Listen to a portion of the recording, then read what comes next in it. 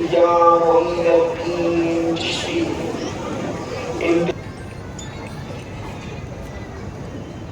میں غالباً میرے بائیں طرف جو حلیے مجھے نظر آ رہے ہیں وہ ائمہ مساجد کے ہی حلیے ہو سکتے، اور میں آپ سے اگر آپ برا نہ مانیں تو آپ سے عرض کروں گا کہ آپ کی جگہ وہ نہیں ہے، آپ کی جگہ منبر شریف ہے۔ اگر آپ لوگ یہاں تشریف لائے تو اے نوازش کرم فرمائی تھوڑی سی بات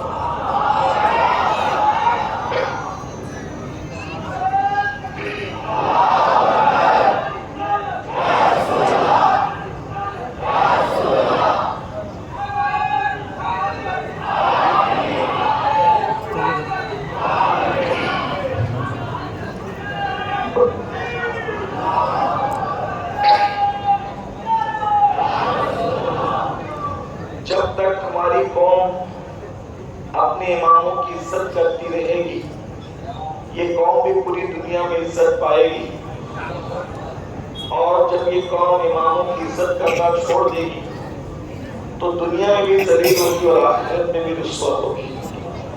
اس لیے میری آپ سے گزارش ہے کہ مذہبی محفل ہو یا آپ کی اپنی شادی کی بیاہ کی کوئی تقریب ہو، کسی بھی سیاسی لیڈر کو، کسی بھی مالدار کو، کسی بھی عزتدار کو وہ جگہ نہ دے جو اپنے اماموں کو دے، اس لیے کہ جو دن میں 5 مرتبہ اللہ کی عدالت میں ہمارا امام بن کر کھڑا رہتا ہے، اس کا یہ حق ہے کہ وہ ہر جگہ ہماری امامت کرے۔ سنی دعوت اسلامی کا یہ مزاج ہے کہ ہم نے اپنے اماموں کو ہمیشہ آگے رکھا، اور اللہ سے دعا کرتے ہیں کہ اللہ پاک آگے بھی ہمیں اسی کی توفیق عطا فرمائے۔ ایک مرتبہ سب بلند آواز سے درود شریف پڑھیں۔ اللہم صلی علی سیدنا و مولانا محمد ماطر الجود والکرم وآلہ واصحابہ وبارک وسلم، صلاۃ و سلام علیک یا رسول اللہ صلی اللہ تعالی علیہ وسلم۔ کوسوے لالا زار پھرتے ہیں، تیرے دن اے بہار پھرتے ہیں، جو تیرے در سے یار پھرتے ہیں، در بدر یوں ہی خوار پھرتے ہیں۔ اس گلی کا گدا ہوں میں جس میں، اس گلی کا گدا ہوں میں جس میں مانگتے تاجدار پھرتے ہیں۔ پھول کیا دیکھو میری آنکھوں میں، دشت طیبہ کے خار پھرتے ہیں۔ جان ہے جان کیا نظر آئے، جان ہے جان کیا نظر آئے، کیوں عدو گرد کار پھرتے ہیں۔ رکھیے جیسے ہیں خانہ زاد ہیں ہم، مول کے عیب دار پھرتے ہیں۔ اور یا رسول اللہ لاکھوں قدسی ہے کار خدمت پر، لاکھوں گرد مزار پھرتے ہیں۔ اور کوئی کیوں پوچھے تیری بات رضا، تجھ سے کتنے ہزار پھرتے ہیں۔ آج الحمدللہ سماعت اعظم اہل سنت و جماعت کی عالمگیر تحریک سنی دعوت اسلامی کا عظیم الشان روح پرور 2 روزہ سنی اجتماع جو بنگلور کی سرزمین پر انعقاد پذیر ہے، کل خواتین اسلام کا بڑا پیارا اور بہت تاریخی اجتماع منعقد ہوا، جس میں ہزاروں کی تعداد میں خواتین اسلام اور کنیزان فاطمہ نے شرکت کرنے کی سعادت حاصل کی، اور آج آپ سب ماشاءاللہ محفل میں موجود ہیں۔ میں اس مبارک موقع پر ہمارے سنی دعوت اسلامی بنگلور کے نگراں برادر معظم جناب قاری اسد اللہ خان رضوی کو اور جناب سید اکبر علی اور ان کے تمام رفقا کو اس بات پر ہدیہ تبریک پیش کرتا ہوں کہ ان کی پوری ٹیم کی کاوشوں نے، محنتوں نے الحمدللہ ہمیں ایک مرتبہ پھر ذکر رسول کے حوالے سے ملاقات کرنے کا شرف عطا فرمایا۔ اللہ تعالیٰ سب خدمات کرنے والوں کی خدمتوں کو قبول فرمائے اور دارین کی سعادتیں عطا فرمائے۔ میرے پیارے آقا صلی اللہ تعالیٰ علیہ وسلم کے پیارے دیوانوں، آیہ کریمہ کی جو تلاوت کی گئی ہے اس کے مطابق میرا اللہ مجھے حق کہنے اور آپ سب کو حق سن کر اس پر عمل کرنے اور اسے عام کرنے کی توفیق عطا فرمائے۔ ہر انسان عزت چاہتا ہے، ہر انسان وقار چاہتا ہے، ہر انسان نعمتیں چاہتا ہے، ہر انسان سکون چاہتا ہے، ہر انسان اطمینان چاہتا ہے، اور اللہ تبارک و تعالیٰ کے بندے کبھی سکون کے لیے کسی دروازے پر، کبھی کسی دروازے پر، کبھی کسی دروازے پر نعمتوں کے لیے، دولتوں کے لیے، عزتوں کے لیے، وقار کے لیے غرض کے انسان سوچتا ہے اس دروازے پر بھلا ہوگا، اس دروازے پر بھلا ہوگا، اس دروازے پر بھلا ہوگا، مگر اچھی طرح یاد رکھیں میرے آقا صلی اللہ علیہ وسلم کے دیوانوں، ہمارا کہیں بھلا ہو ہی نہیں سکتا۔ اس کی وجہ یہ ہے کہ سب سے زیادہ ہمارا جو بھلا چاہنے والی ہستیاں ہیں، ہم ان کو چھوڑ کر اپنا بھلا کسی اور دروازے پر تلاش کر رہے ہیں۔ مثال کے طور پر حضور علیہ الصلوۃ والتسلیم سے زیادہ اللہ کی مخلوق میں کیا کوئی ہمارا بھلا چاہنے والا ہو سکتا ہے؟ ہماری ماں بھی اتنا ہمارا بھلا نہیں چاہ سکتی جتنا مصطفیٰ جان رحمت بھلا چاہتے ہیں۔ ہمارے بابا ہمارا اتنا بھلا نہیں چاہ سکتے جتنا آقا کریم صلی اللہ علیہ وسلم ہمارا بھلا چاہتے ہیں۔ یاد رکھنا، ہمارا استاد ہو، ہمارا پیر ہو، ہمارا بھائی ہو، ہماری بیوی ہو، ہمارے بچے ہو، کوئی ہمارا اتنا بھلا نہیں چاہ سکتا جتنا آمینہ کے لال نے بھلا چاہا ہے۔ اندازہ تو کریں، ہم پیدا ہو چکے، پیدا ہونے کے بعد بھی پوچھو اپنی ماں سے، پوچھو اپنے بابا سے، پوچھو اپنے بھائیوں سے، پوچھو اپنے رشتہ داروں سے، کیا کوئی ہے جس نے ہاتھ اٹھا کر پوری رات ہمارے لیے دعائیں کی ہے؟ واللہ اللہ کی مخلوق میں کوئی نہیں ہے۔ ارے انسان پوری رات اپنے لیے دعا نہیں کرتا تو پوری رات کسی اور کے لیے کیا دعا کر سکتا ہے؟ بلکہ جو راتیں دعاؤں کی قبولیت کی رات ہے، اس رات میں بھی انسان پوری رات دعا نہیں کرتا۔ شب قدر ہے، شب برات ہے، شب معراج ہے، شب عرفہ ہے، شب عید الفطر ہے، یہ ساری راتیں ہیں، لیکن انسان پوری رات اپنے لیے دعا نہیں کرتا تو کسی اور کے لیے کیا دعا کر سکتا ہے؟ لیکن مسلمانوں، ہم امت محمدیہ ہو کر کتنے خوش نصیب ہیں کہ ہم پیدا بھی نہیں ہوئے تھے اور آمینہ کے نام ہمارے لیے پوری رات دعائیں کر رہے ہیں۔ اللہ اکبر! اور کون دعا کر رہا ہے؟ اللہ جن کی دعاؤں کو رد ہونے کے حوالے سے خطرات ہیں، وہ دعا نہیں کر رہا ہے۔ اللہ اکبر! جس کی دعا رد ہو سکتی ہے وہ دعا نہیں کر رہا ہے، جس کی دعا رد کی جا سکتی ہے وہ دعا نہیں کر رہا ہے، بلکہ جانے دعا ہمارے لیے ہاتھ اٹھا کر کے دعا کر رہے ہیں، جن کی دعا کا عالم یہ ہے، عنایت کا جوڑا، اجابت کا سہرا، بلند کر کے نکلی دعائیں محمد، اجابت نے چھٹ کر گلے سے لگایا، بڑی رات سے جب دعائیں ہمارے نبی کی دعا کی شان یہ ہے جس کے لیے اجابت جھک کر گلے سے جسے لگا۔ ہمارے آقا نے ہماری پیدائش سے پہلے ہمارا مقدر جگانے کے لیے ہمارے لیے دعائیں کی، ہماری تقدیر سنوارنے کے لیے ہمارے لیے دعائیں کی۔ اندازہ تو کریں، اگر آپ اس کی اہمیت کو سمجھنا چاہیں تو سمجھ سکتے ہیں۔ حضور کی دعا کے بعد پھر ہمیں کس کی دعا کی محتاج ہے؟ جانے عبادت ہمارے لیے مان چکے، جانے دعا نے ہمارے لیے دعا کر لی۔ آپ اندازہ کریں کہ ہمارے حضور کی دعا کی شان کیا ہے۔ حضرت آدم اگر نام محمد لے لے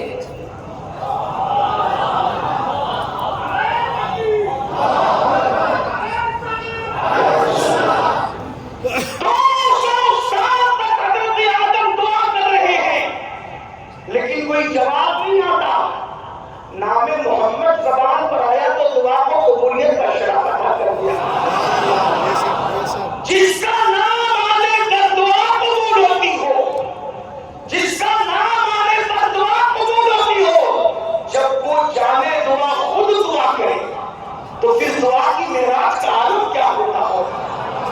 میرے آقا علیہ السلام و تسلیم ہمارے لیے کبھی مغفرت مانگ رہے ہیں، کبھی نصیبے کی بلندی مانگ رہے ہیں، کبھی کچھ مانگ رہے ہیں، کبھی کچھ مانگ رہے ہیں، اللہ کی بارگاہ میں خیر طلب کر رہے ہیں، جنت طلب کر رہے ہیں۔ اب آپ مجھے بتائیں، اتنی خیر خواہ ذات، اتنا بھلا چاہنے والی ذات جو مصطفیٰ جان رحمت کی ہے، ہم ان کا در چھوڑ کر کہیں اور بھلائی ڈھونڈنے نکلے، نہیں ملے گی۔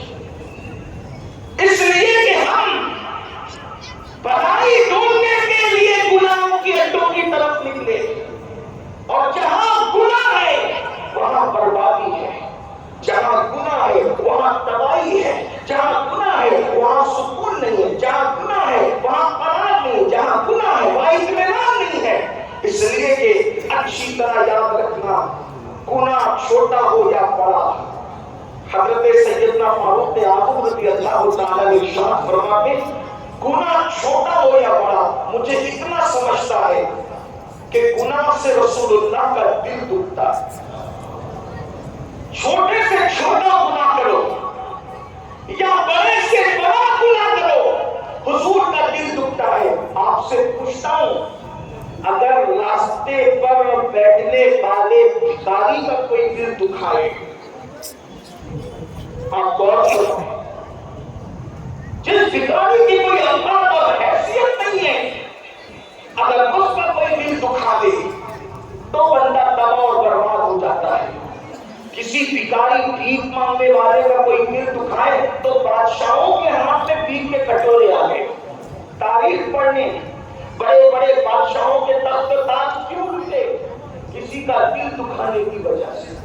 بلکہ صوفیہ فرماتے ہیں، کسی بھی انسان کی جو الٹی گنتی شروع ہوتی ہے، کسی بھی انسان کی ترقی جب تنزلی میں تبدیل ہوتی ہے، کسی بھی انسان کی عزت جب ذلت میں بدلتی ہے، تو اس کے پیچھے سب سے بڑا راز یہ ہوتا ہے کہ اس نے کسی نہ کسی کا دل دکھایا۔ اللہ کے نزدیک دل دکھانے سے کوئی بڑا جرم نہیں ہے، کوئی بڑا گناہ نہیں ہے۔ اب آپ مجھے بتائیں، راستے پر بھیک مانگنے والے بھکاری کا اگر دل دکھا دے تو بادشاہوں کے ہاتھ میں بھیک کے کٹورے آ گئے، بڑے بڑے عزت دار ذلیل ہو گئے۔ مسلمانوں، کبھی غور بھی کیا گناہ کرنے سے پہلے؟ ابھی میں گناہ کے حوالے سے جنت اور جہنم کا ذکر نہیں کرتا، لیکن اتنا ضرور کہتا ہوں، کبھی غور بھی کیا کسی کافر کا دل دکھایا تو بھی الٹی گنتی شروع ہو جاتی ہے، کسی بھکاری کا دل دکھایا تو بھی الٹی گنتی شروع ہو جاتی ہے۔ اللہ اکبر! کیا خیال ہے، جس کو اللہ رب العزت نے بادشاہوں کا داتا بنا کر کے بھیجا، جس کو اللہ نے بادشاہوں کا بادشاہ بنا کر بھیجا، جس کو اللہ نے شہنشاہوں کا شہنشاہ بنا کر بھیجا، جس کو اللہ نے آقاؤں کا آقا بنا کر کے بھیجا، جس کی ذات پر آقائیت ختم ہے، جس کی ذات پر بزرگی تمام ہے، جس کی بارگاہ کے اندر اللہ اکبر عزت بھی پہنچ کر کے معزز ہو جاتی ہے، جس کی بارگاہ میں علوم کو معراج نصیب ہوتی ہے، جہاں پہنچ کر حسن بھی معراج پاتا ہے، جہاں پہنچ کر عقل بھی معراج پاتی ہے، جہاں پہنچ کر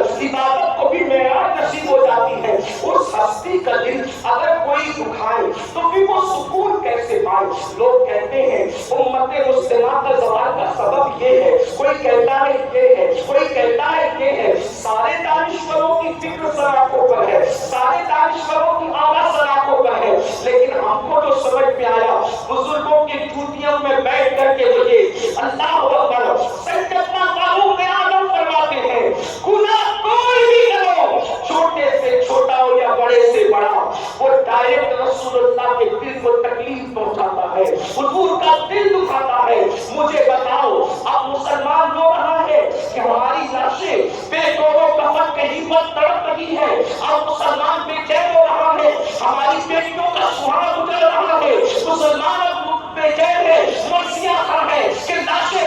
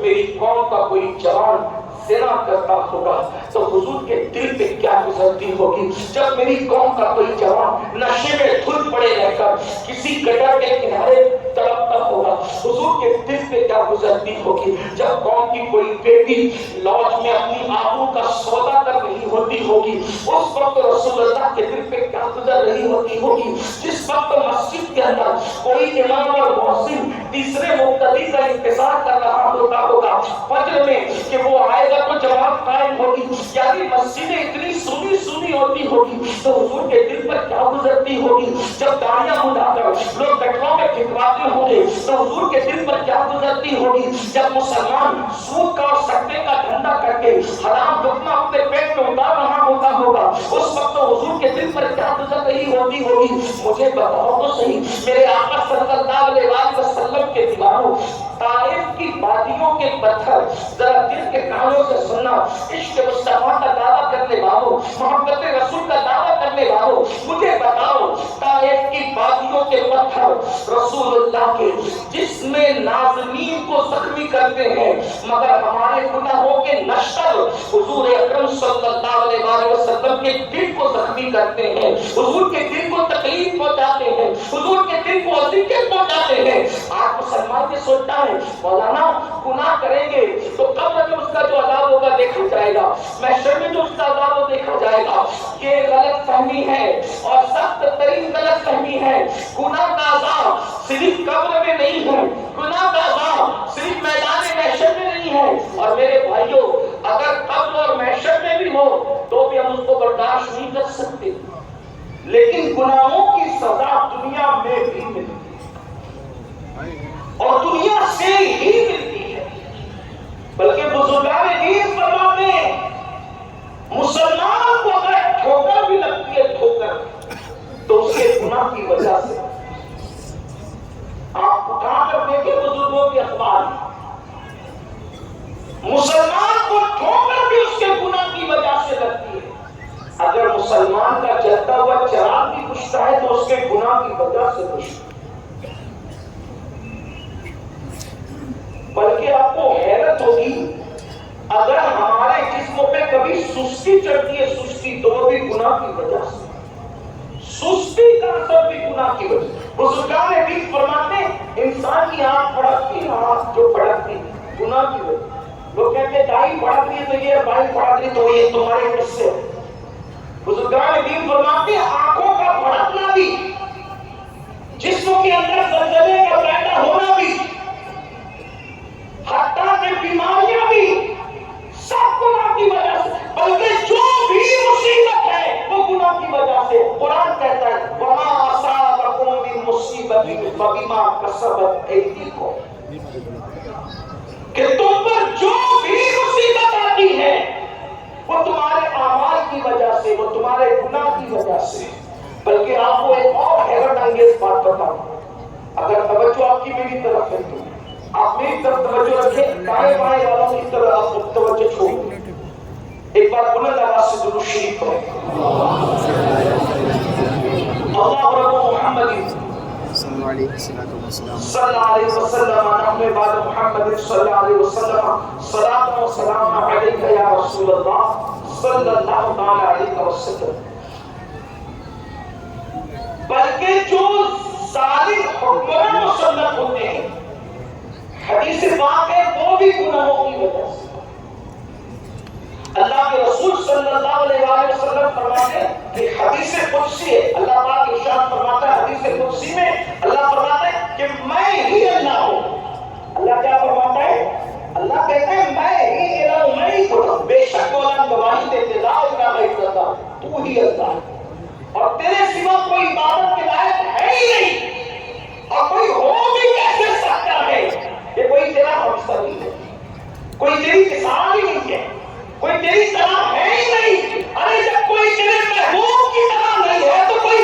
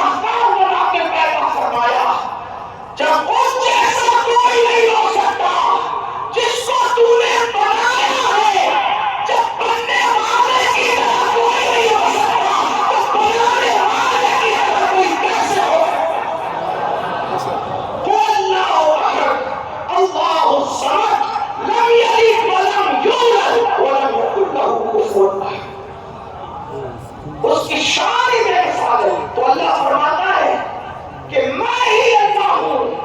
اللہ فرماتا ہے جب تم میری فرما برداری کرتے ہو تو میں تم سے پیار کرتا ہوں.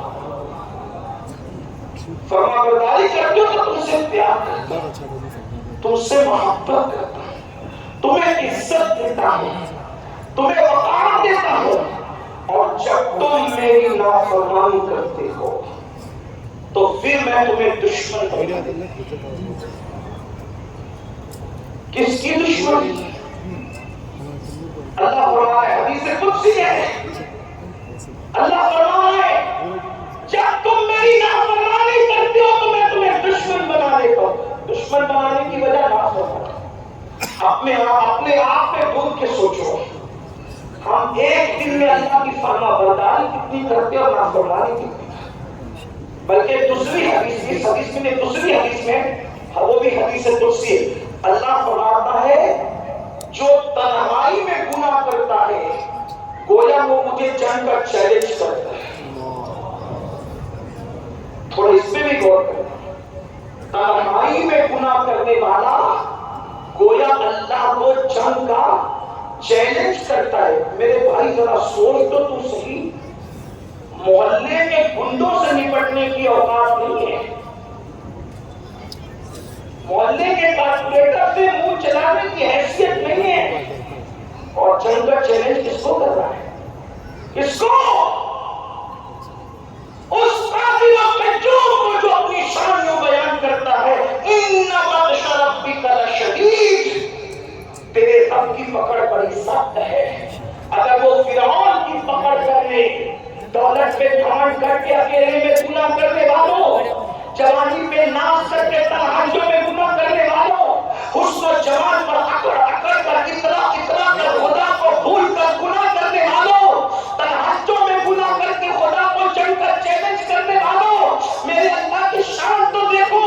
اللہ اکبر. میں یہ نہیں کہہ رہا ہوں معاذ اللہ کہ کوئی جان بوجھ کر خدا کو جنگ کر چیلنج کرتا ہے, ورنہ کوئی کلمہ پڑھنے والا سوچ بھی نہیں سکتا یار ولیوں سے نہیں لڑتے تو ہم لوگ اللہ سے جنگ کا چیلنج اللہ کو کیسے کر سکتے ہیں. لیکن حدیث تو ہے نا, اللہ کے رسول فرما رہے ہیں, حدیث قدسی ہے, حدیث پاک کا مفہوم ہے کہ جو تنہائی میں گناہ کرتا ہے گویا وہ اللہ کو جنگ کا چیلنج کرتا ہے. اللہ اکبر, اللہ اکبر. اللہ اس کے ساتھ اعلان جنگ فرما رہا ہے, اللہ اس کے ساتھ اعلان جنگ کر رہا ہے. کس کے ساتھ؟ جو اکیلے میں تنہائی میں گناہ کرتا ہو. مجھے بتاؤ اللہ کی پکڑ کیا ہے؟ اگر وہ فرعون جیسے کی پکڑ کر لے, اتنا بڑا بادشاہ کہلانے والا فرعون, جب میرا اللہ اس کی پکڑ کرتا ہے, آج صدیاں بیت گئی ہے فرعون کو, آج تک اس کو قبر نصیب نہیں ہوئی, بغیر قبر کے پڑا ہوا ہے. آج تک اللہ اکبر اس کو قبر نصیب نہیں ہے, بغیر قبر کے پڑا ہوا ہے. اور فرعون کی لاش ہمیں پکار پکار کر دعوت عبرت دے رہی ہے. جب کوئی اللہ کے قدر کو چیلنج کرتا ہے تو خدا اس کو عبرت بنا دیتا ہے. کہاں بادشاہ تھا اور ابھی قبر بھی نصیب نہیں. لا وارث میتوں کو بھی قبر نصیب ہوتی ہے, لیکن جو اللہ رب العزت کو کیسا اعلان جنگ کرے, فرعون عبرت بن کر ایک میوزیم میں پڑا ہوا ہے, لوگ اس کو تماشا دیکھ رہے ہیں. اللہ کو اکبر. اس لیے دولت پہ ناز نہ کرو, وہ جوانی پہ ناز نہ کرو, قوت پہ ناز نہ کرو. اللہ کے بندو, گناہ کرنے والوں کے لیے اللہ فرماتا ہے جو گناہ کرتے ہیں میں ان کو اپنا دشمن بنا لیتا ہوں اور پھر ان پر ظالم حکمراں مسلط کر دیتا ہوں, ان پر ظالم حاکم مسلط کر دیتا ہوں, ان پر ظالم لیڈر مسلط کر دیتا ہوں. اللہ فرماتا ہے اور ان کے دل میں تمہاری نفرت پیدا کر دیتا ہوں. نفرت جو تمہیں تکلیف پہنچاتے ہیں, تم پہ ظلم کرتے ہیں, اور جب تم گر گراتے ہو دعا کرتے ہو تو پھر اس وقت تمہاری دعائیں بھی قبول نہیں ہوتی. پھر اللہ فرماتا ہے پھر تم ان کے پاس گر گراتے ہو, تم ان کے پاس جا کے ہاتھ جوڑتے ہو, وہاں گر گراتے ہو. اللہ فرماتا ہے وہاں گر گرانے سے کام نہیں چلے گا. اگر ظالم حکمرانوں کو بدلنا ہے تو میری بارگاہ میں رجوع کرو, توبہ کرو, معافی مانگو. حالات بدلنے والے ہیں. بیماریاں گناہوں کی وجہ سے, ذلت گناہوں کی وجہ سے, ظالم حکمراں گناہوں کی وجہ سے. اور الزواجر میں ابن حجر ایک حدیث نقل کرتے اس کو بھی سن لیں.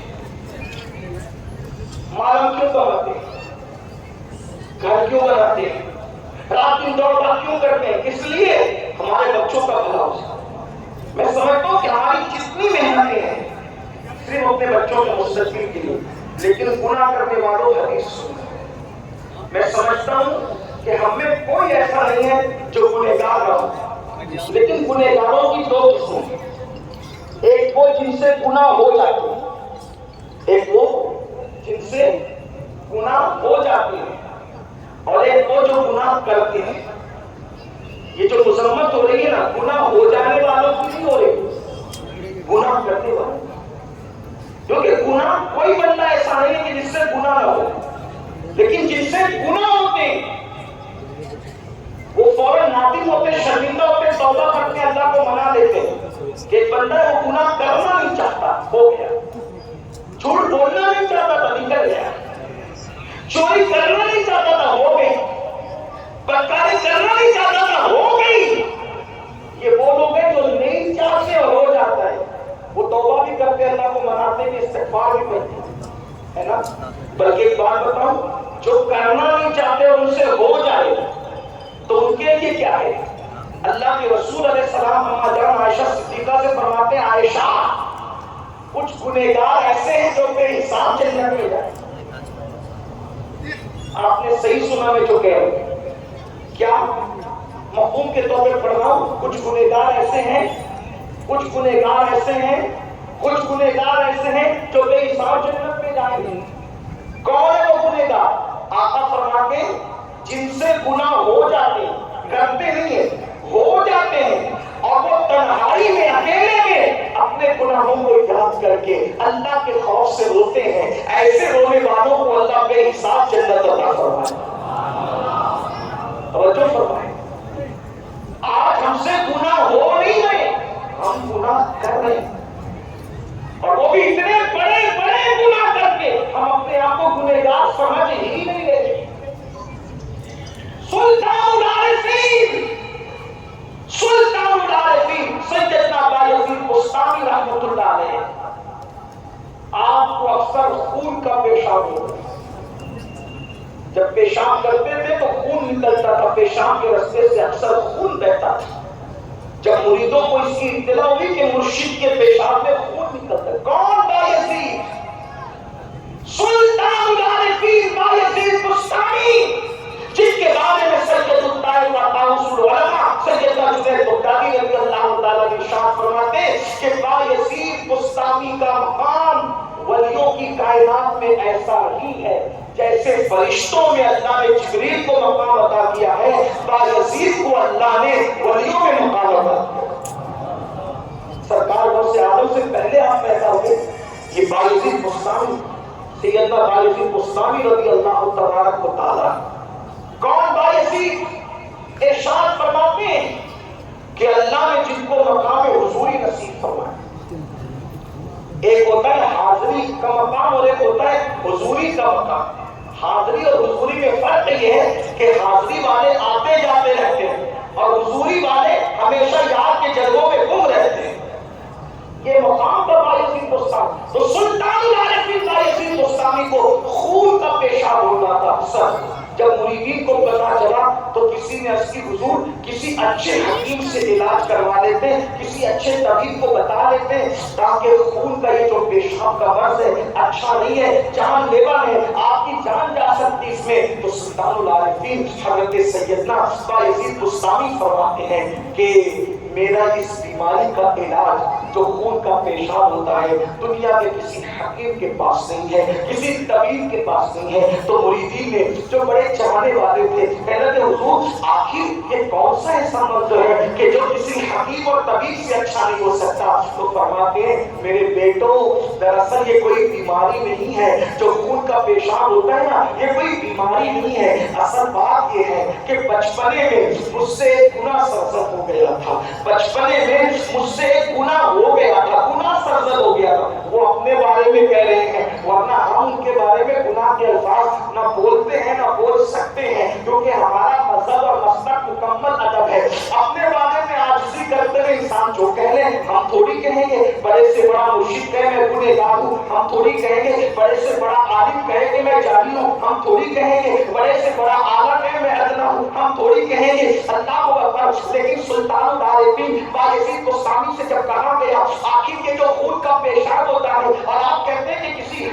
طبیب کے پاس، اس کا علاج نہیں ہے، مرشد بچا کیا ہے، آخر یہ کون سی بیماری ہے؟ تو باعزید بستامی فرماتے میرے بیٹوں، میرے روحانی بیٹوں، دراصل بات یہ ہے کہ بچپنے میں مجھ سے ایک گناہ سرزد ہو گیا تھا۔ اب جب مجھے یاد آتا ہے کہ قیامت میں اللہ جب میرے اعمال کے بارے میں مجھ سے پوچھے گا اور میرے گناہ کے بارے میں مجھ سے پوچھے گا تو میں اللہ کو جواب کیا دوں گا؟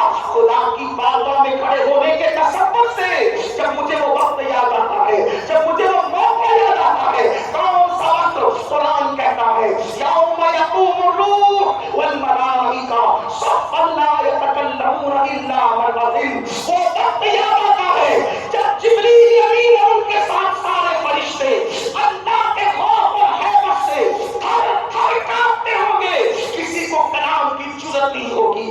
جب جبریل کلام کی جرأت نہ کریں گے، جب جبریل تھر تھر اللہ کے خوف سے کانپ رہے ہوں گے، اللہ اللہ وہ میدان محشر جب نبیوں کی زبان پر، سید الانبیاء کے علاوہ ہر نبی کی زبان پر نفسی نفسی ہوگا، اللہ اکبر، جس وقت انسانوں کے پتے پانی ہو رہے ہوں گے، گلے کے منہ بول رہے ہوں گے، لوگ پسینے میں ڈبکیاں لے رہے ہوں گے، نہ ڈگریاں کام آ رہی ہوگی، نہ خاندانی نسبتیں کام آ رہی ہوگی، نہ قبائلی نسبتیں کام آ رہی ہوگی، نہ کسی کا حسن دیکھا جائے گا، نہ کسی کا جمال دیکھا جائے گا، نہ کسی کا کمال دیکھا جائے گا۔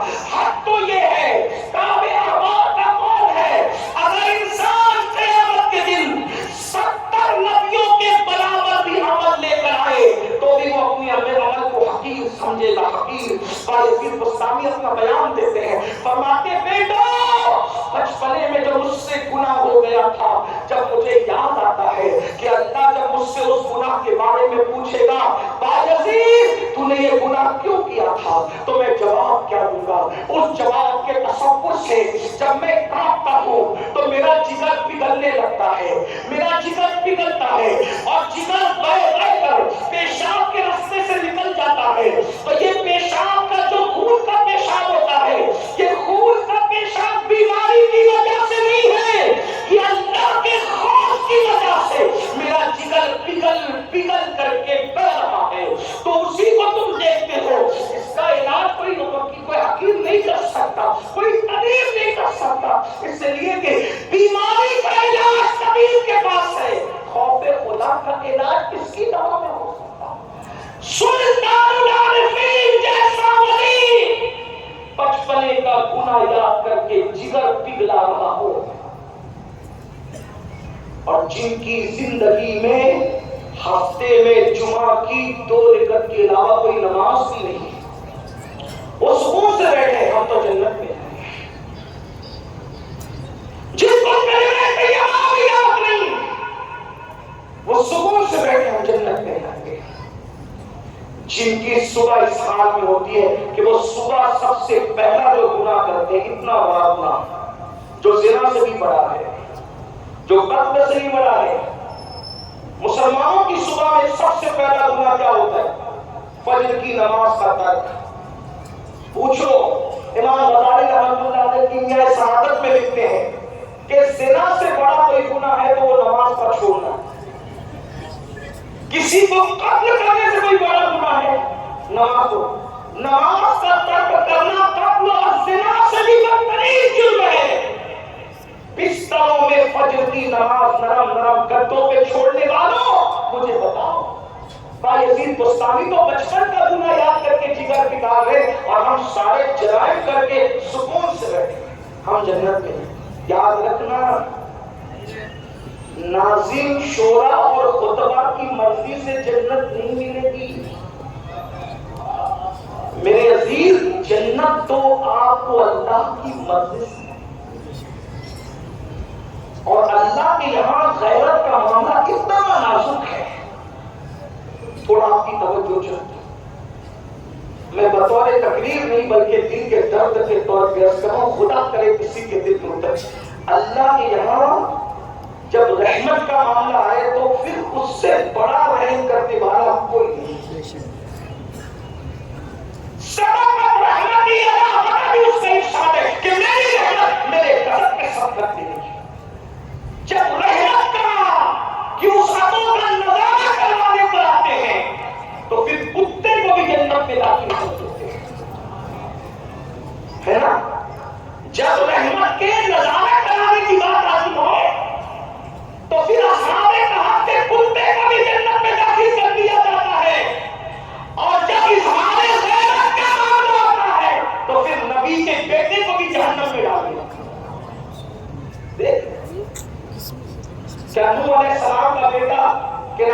کہ نوح جہنم میں نہیں جائے گا؟ کبھی غور کیا ہوتا؟ میں تو یہ بھی کہتا ہوں کہ صرف نماز روزہ کر کے بھی ہماری چھٹی نہیں ہو سکتی. اتنا سمجھ لو میرے بھائیوں کتنی نازک ہے نماز. اب تھوڑا سمجھیے. جب ہم نماز کا سلام پھیرتے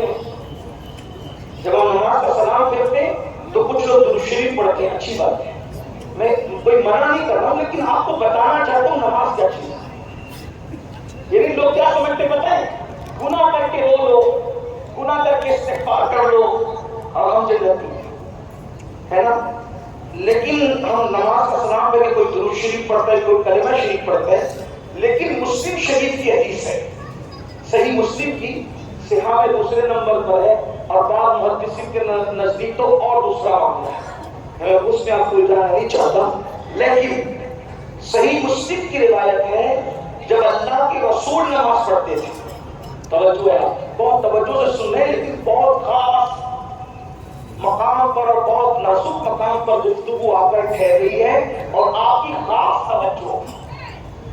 اللہ کے رسول جب نماز پڑھتے ہیں نماز، تو صحیح مسلم کی روایت ہے حضور جیسے نماز کا سلام پھیرتے ہیں تو حضور استغفار کرتے ہیں. آپ غور کریں، گناہ کے بعد استغفار کرنا تو سمجھ میں آتا ہے کہ گناہ کے بعد توبہ ہو رہی ہے، لیکن سید المعصومین جہاں گناہ قریب سے گزر کر بھی نہیں جا سکتا، تصور گناہ بھی قریب سے گزر کر نہیں جا سکتا، بلکہ ان سے جو وابستہ ہو جائے، اتنا سمجھ لیں نبی کی جو خطائیں گناتے ہیں ان خطا کاروں کا حساب تو بعد میں کریں گے. لیکن ہم سنیوں کا عقیدہ ہے نبی اگر کسی بے عقل جانور پر بیٹھ جائے تو اس جانور سے بھی خطا نہیں ہو سکتی. نبی کی عصمت کا یہ عالم ہے کہ لوگوں کو نہیں پتا. ہجرت کے بعد میں سب نے لکھا، سب نے بیان کیا کہ جب اللہ کے رسول ہجرت کر کے مدینہ شریف آئے تو ہر عاشق کہتا تھا حضور میرے گھر، حضور میرے گھر، حضور میرے گھر. آقا کسی کے گھر جاتے ایک ہی جگہ جا سکتے تھے، دوسری جگہ تو جانا نہیں تھا. ایک کے یہاں جاتے 50 کا دل ٹوٹتا، 100 کا دل ٹوٹتا، 200 کا دل ٹوٹتا، اور حضور دل توڑنے نہیں آئے تھے، حضور دلوں کو چھوڑنے آئے تھے. تیری عادت ہے سب کا جی رکھنا، جس کی تصویر سے روتے ہوئے ہنس پڑے اس تبسم کی عادت پہ واپس. ارے ہم جیسے گنہگار جلسے میں جائیں اور کمیٹی کے صدر کے یہاں فاتحہ پڑھ کے رخصت ہو جائے کار میں بیٹھ کے، تو سال بھر تک کمیٹی کے دوسرے ممبرانوں کو دکھ ہوتا ہے کہ حضرت ان کے یہاں چلے گئے، ہمارے یہاں. اور کچھ بیمار ہوتے تو کہتے ہیں کہ چھوٹو صدر کے راستے چلے گئے، غریبوں کے ہو گیا ہے. حالانکہ گوسپاک کے غلاموں کو غریبوں اور امیروں سے کیا رشتہ ہے؟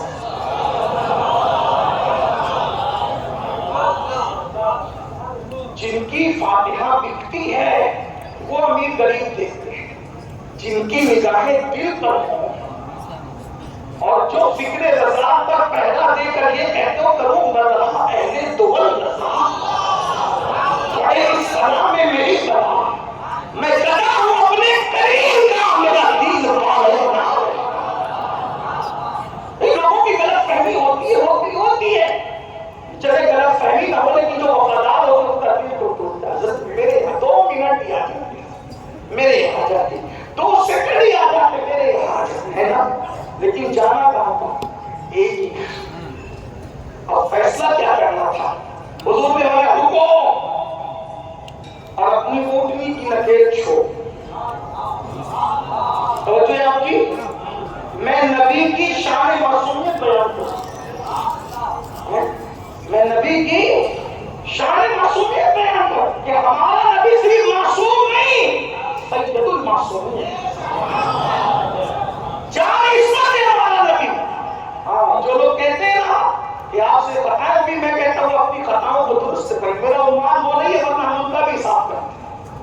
اور سنی دعوت اسلامی مسلک چھپا کر لو جو وہ کام کرنے والی تحریک کا نام نہیں ہے.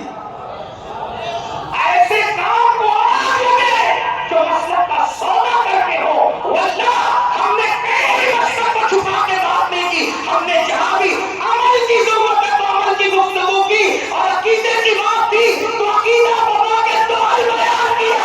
میں مسلمی ہوں، جمیل قادری ماننے کے بعد میں شبی کا سنا تو مسلم.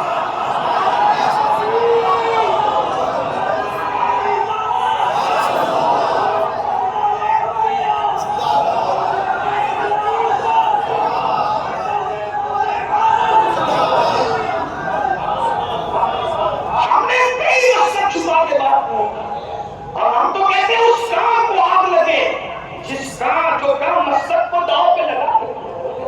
اس کام سے بہت بہتر ہے گھر میں سینے میں مسلک چھپا کر بیٹھ جانا جس پہ مسلک داؤ پہ لگا. مسلک ہماری پہچان ہے، مسلک ہماری جان ہے. مسلک سوداگری نہیں بلکہ مسلک راہ نجات ہے، کیونکہ میرے امام نے کہا تیرے غلاموں کا نقش قدم ہے راہ خدا. مسلک یہ تیرے غلاموں کا نقش قدم ہے راہ خدا. وہ کیا بہت سکے جو یہ سراغ لے کے چلے، اور جناب بنے گی وہ اقبال چار یار کی طرح جو اپنے سینوں میں یہ چار باغ لے کے چلے. اور ہمارا مسلک ہے، ہم سے مسلک تو دیہات کا مسلک ہے، ہمارا مسلک ہے زہد میں اس کے رکے شہکدار لے کے چلے، اندھیری رات سنی تھی جناب لے کے. یہ ہمارا مسلک. تو عرض یہ کر رہا تھا حضور جانی عصمت ہے، سید المعصومین ہے. تو توجہ آپ کی، سب کہتے ہیں میرے یہاں میرے، اور مدینے کے سردار لوگ بھی کہتے ہیں، سردار بھی کہتے ہیں میرے یہاں، رعایا بھی کہتے ہیں میرے یہاں. حضور نے جانا کہا تو اللہ کے رسول نے کیا کیا؟ توجہ آپ کی، کیا کیا حضور نے؟ اللہ کے رسول نے نکیل چھوڑ دی. کہا یہ اونٹنی معمور من اللہ ہے. اپنے علماء سے جا کے پوچھنا معمول من اللہ کا مطلب کیا ہے. اب اس کی تشریح کروں گا تو وقت جائے گا، میرے پاس صرف 5 منٹ بچے. حالانکہ میں جو عنوان لے کر آیا تھا میں نے اس کو بیان کرنا، لیکن آج وہ رہ جائے. طبیعت میں بات پوری ہو رہی ہے، میں بات بیان پوری کروں. 5 منٹ کا ٹائم تو کیا میں وقت پہ نماز جماعت کھڑی کرنی ہے، کیونکہ اس کے بعد اگر میں ذرا بھی ٹائم زیادہ دوں گا تو قبلہ امیر محترم کا وقت کٹے گا، اور میں نہیں چاہتا کہ اتنی مفکرانہ گفتگو کو کوئی ٹائم شارٹ ہو جائے. ہم چاہتے ہیں بھرپور حضرت کا خطاب سے ذکر بھی ہو، دعا بھی. 5 منٹ بات پوری کرو. توجہ ہے، حضور نے کیا بولا؟ یہ اونٹنی معمول میں نہیں. اونٹنی کیا ہوتا ہے؟ اونٹنی کیا ہوتا ہے؟ جانور کو عقل ہوتی ہے، جانور کو عقل ہوتی کہاں جانا، کہاں اٹھنا، کہاں بیٹھنا. اگر آپ اپنے گھوڑے کو لگام چھوڑ دیں تو کبھی بیٹھ کر کے دیکھنا نا، لگام چھوڑا ہوا گھوڑا لے کر آ جاتا ہے. ہاں، تو نبی کو اپنی طرح بشر کہتے ہیں، ان سے کہتے ہیں تھوڑا ایک بار آپ بھی تجربہ کر کے دیکھ لیں. ہاں، کہتے داماد کے گھر پہنچو گے ہاسپٹل، وہ بھی ہاسپٹل پہنچ گئے تو سمجھ لینا کہ گھوڑے میں کچھ شرافت تھی، ورنہ تو آپ نے جانا ہی شہر خاموش ہے. میں کوئی مذاق اڑانے کی بات نہیں کر رہا ہوں، لیکن لوگوں سے کہتا ہوں ذرا سوچو بھی. اور آپ سے بھی کہتا ہوں ہر ایک کی بولی سن کر کے پوپٹ نہ بنو، طوطا نہ بنو کہ جو سن لیا وہی بول دیا. تھوڑا عقل سے بھی کام لو. اور ابھی ہماری طرح کیسے ہماری طرح ہوگا کہ ناک ان کی ناک ہماری، آنکھ ان کی آنکھ ہماری، تو دھویے نا ہماری طرح. میں نے کہا جب باپ اپنی طرح نہیں ہے تو رسول پاک اپنی طرح کیسے ہے؟ باپ کیوں اپنی طرح نہیں؟ میں نے کہا باپ کو محبت سے دیکھو تو مقبول حج کا ثواب ملتا ہے، اور اپنے آپ کو دیکھو تو کچھ نہیں ملتا. تو باپ کیا ہوتا ہے؟ یہ ناک آنکھ دانت یہی تو باپ کا چہرہ ہے نا. تو باپ کی ناک آنکھ رخسار دیکھ لیا تو مقبول حج کا ثواب مل گیا، اور اپنے آپ دیکھا تو کچھ نہیں ملا. تو جب اپنا باپ اپنی طرح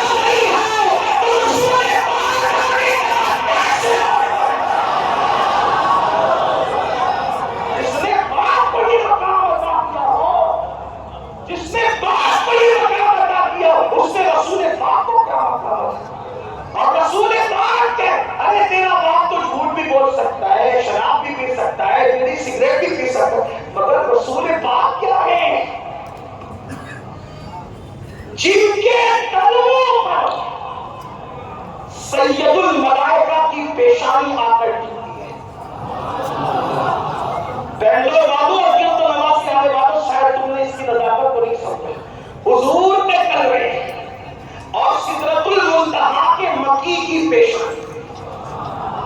توجہ تو کرے کیا ہے نبی، شان نبوت کیا ہے. کسی نبی کو بھی یہ شان نصیب نہیں جو میرے آقا کو ہے کہ جبریل امین اپنی پیشانی نبی کے تلووں پہ رکھتے ہیں. اور اس کی منظر کشی اہل سنت کا امام کیا کرتا ہے ذرا اس کو سنیں. کہتے تاجے سر کے اوپر جو رکھا جائے تو اس کو کیا کہتے ہیں؟ ہاں. اور اس تاج کے اندر موتی ہوتے ہے نا. اور موتی بھی کہاں ہوتا ہے؟ ایک دم تاج کے اوپر، یعنی سر پہ تاج اور تاج کے سر پر موتی ہوتا ہے. تو سمجھا بات سمجھ میں آ گئی. حالانکہ یہ پڑھے لکھے لوگوں کا علاقہ ہے، دفن کا علاقہ، یہاں زیادہ سمجھانے کی ضرورت نہیں. یہ شہر گلستان ہے بنگلور، پڑھے لکھے لوگ رہتے سمجھے. جبریل امین سدرا کا مکین، اس کے آگے کوئی جا نہیں سکتا. اس سدرا کے مکین کے سر پہ تاج، تاج کے سر پہ موتی. اب ذرا تخیل کی پرواز سے کہتے تاج روح القدس کے موتی جسے سجدہ کرنا. توجہ کریں، اس کو فکر لگا. کیا تاج ہے؟ تاج روح القدس کے موتی جسے سجدہ کرے. رکھی جس کی ایڑیوں پر روح القدس کے تاج کے موتی سجدہ ہو جائے. کوئی رسول اللہ کا تلوہ کہتے ہیں اور اس تلوے کی شان یہ ہے اللہ اکبر کے تیرے قدموں میں جو ہے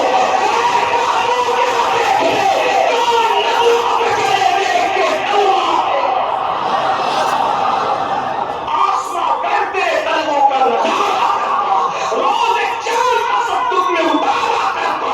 جھک گیا چاند آئی تیرے دیدار کی آنکھ، سامنے اگر کبھی ہوتا بھی تو سجدہ کرتا. آج کیا کر رہا تھا؟ سب کہہ رہے حضور میرے آقا آؤ کی مدت ہوئی ہے، تیری راہ میں اکھیاں بچھاتے بچھاتے. حضور آ بھی جاؤ نا، آ جاؤ اور آ بھی جاؤ. علامہ جامی نے جب حضور کو دعوت دی تو حضور آئے تو پھر اپنی غریبی خیال آ گئی. حضور میں تو غریب ہوں، اگر آپ میرے پاس آئے تو غریب بھی اور گنہگار بھی ہوں، کروں گا کیا؟ تو کہتے ہیں جو سوئے من گزر آری، جو سوئے من گزر آری، منے مسکیز نمٹ آری، فدائے نقش نادے نت کنم جائے یا رسول اللہ. حضور اگر آپ میرے گھر آئیں گے تو میں گنہگار بھی ہوں اور غریب بھی ہوں، کیا کروں گا؟ ارے جہاں آپ اپنی نادے رکھیں گے تو اس کا نشان پڑے گا، اس نشان پر اپنی جان کو بھی قربان کروں گا. جو سوئے من گزر آری، منے مسکیز ناداری، فدائے نقش نادے نت کنم جائے یا رسول. تو سب کہہ میرے یہاں بہت دور نکل گئی. آج تک کیا کرا حضور نے گیٹ چھوڑ دی. کل یہ معمول من اللہ ہے، اللہ کی اللہ کا حکم ہے اس کو، یہ وہیں بیٹھے گی جہاں اس کو بیٹھے. اور دنیا نے دیکھا بھائی وہ اٹھنی تھی نا، اٹھنی تو کہیں نہیں بیٹھ سکتی تھی. کسی یہودی کے کسی ظالم کے گھر جا کے بیٹھ جاتی اور معاذ اللہ وہ کہتے کہ میں نے نہیں لینا حضور کو گھر میں. لیکن حضور جانتے تھے حضور بیٹھ گئے نا اس پر، وہ اور اٹھنی ہے جو خطا کر سکتی ہے. جس پہ حضور بیٹھ جائے، جان عظمت کا جسم جس سے مس ہو جائے، اس اٹھنی سے خطا نہیں ہو سکتی. اور دنیا نے دیکھا وہ گئی اور سیدھا ابو ایوب انصاری کے دروازے پہ بیٹھ گئی. اب آپ بتائیں جان عظمت جس اٹھنی پر بیٹھ جائے تو وہ اٹھنی خطا نہیں کرتی. ہائے ہائے ہائے. تو سید المعصومین کے قریب سے کبھی گناہ خطا، کبھی گناہ کا تصور بھی گزر سکتا ہے نہیں، اور ہرگز ہے نا. لیکن حضور جب نماز کا سلام پھیرتے تو کیا کہتے ہیں؟ استغفر اللہ استغفر اللہ استغفر. آپ غور کریں اس سے کیا پتا چلا، کیا معلوم ہوا، کیا پتا چلا؟ حضور نماز پڑھ کے استغفار. توجہ ہے، اللہ کے رسول نماز پڑھ کے استغفار، اور ہم گناہ کر کے سوچ کہاں سید المعصومین کی نماز. حضور کا سوچ جانا بھی ہماری عبادتوں کی طرح ہے نا. ہماری عبادتیں حضور کی نیند کی طرح بھی نہیں ہو سکتی. ان کا سونا اور ہے. ارے عالم کا سونا اور ہے تو سید العالمین کا سونے کا عالم کیا ہوگا؟ تو حضور کیوں استغفار کرتے تھے نماز کے بعد؟ تعلیم امت کے لیے. پتا چلا اے بندے تو نماز کے لیے تو کھڑا ہے لیکن تو نماز پڑھنے کے قابل نہیں. تو نماز کی تلافی کے لیے بندہ استغفار کرے, توبہ کرے. اللہ جیسا حق تھا میں ویسا حق نہیں تھا. تو مجھے بتائیں مسلمانوں کہ جب بزرگان دین نیکیاں کر کے توبہ کرتے تھے اتنا ڈرتے تھے اور ہم گناہ کر کے نہیں ڈرتے تھے. یہ جو تباہیاں کیا ہے, تو یہ بات سمیٹ لو. کیا کہہ رہا تھا کہ آدمی جو کچھ کر رہا ہے, محنتیں کر رہا ہے, کوششیں کر رہا ہے, کاوشیں کر رہا ہے, کیوں کر رہا ہے؟ بچوں کا بھلا, بچوں کا بھلا. لیکن یاد رکھیے گناہ سے 7 پشتے تباہ ہوتے ہیں. خاندان میں اگر ایک آدمی گناہ کرے نا 7 پشتے تباہ. سن لے حدیث الزواجر میں ابن حجر لکھتے ہیں. صاحب کی کتاب کا حوالہ بھی پڑھ ہوتا ہے, اگر آپ چیک کرنا چاہیں تو جا کے چیک مفہوم پڑھ. اللہ پاک فرماتا ہے حدیث قدسی میں کہ جب تم میں سے کوئی میری فرما برداری کرتا ہے تو میں اس کو اپنا محبوب بنا. اور پھر اللہ فرماتا ہے میں اس کو برکتیں عطا کرتا ہوں, بہت برکت دیتا ہوں, بہت برکت. اور یاد رکھنا ہمارے پاس کثرت ہے, برکت نہیں. اور کثرت اور برکت میں فرق ہے. کچھ تو کہو کہ میں کروڑ پتی ہوں, لاکھ پتی ہوں, اربوں پتی ہوں, خربوں پتی ہوں. میرے بھائی تیرے پاس کثرت ہے, برکت نہیں. کثرت ہو کر بھی آدمی پریشان رہ سکتا ہے لیکن برکت میں آدمی پریشان. کثرت اور برکت کا فرق واضح صرف بہت مختصر میں پتا چلے گا. کتے درجنوں میں پیدا ہوتے ہیں, کثرت ہے. بکریاں 2-3 ہی پیدا ہوتی ہے, برکت ہے. تو آپ کو کہیں کتوں کا ریوڑ نظر نہیں آئے گا, آپ کو ریوڑ ہمیشہ بکریوں کا نظر آئے گا, جبکہ ناک کو ناک روز سوا ہوتی ہے بیچارے, برکت. دوسری بات سن لیں, یزید کم و بیش 8 بیٹے چھوڑ کے مرا تھا, کثرت کی. امام حسین ایک بیمار چھوڑ کر گئے تھے, برکت تھی. آج آل یزید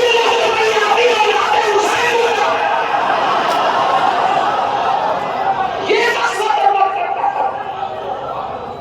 مسلمانوں کا کوئی محلہ موجود نہیں ہے جہاں پر اولاد حسین موجود ہے.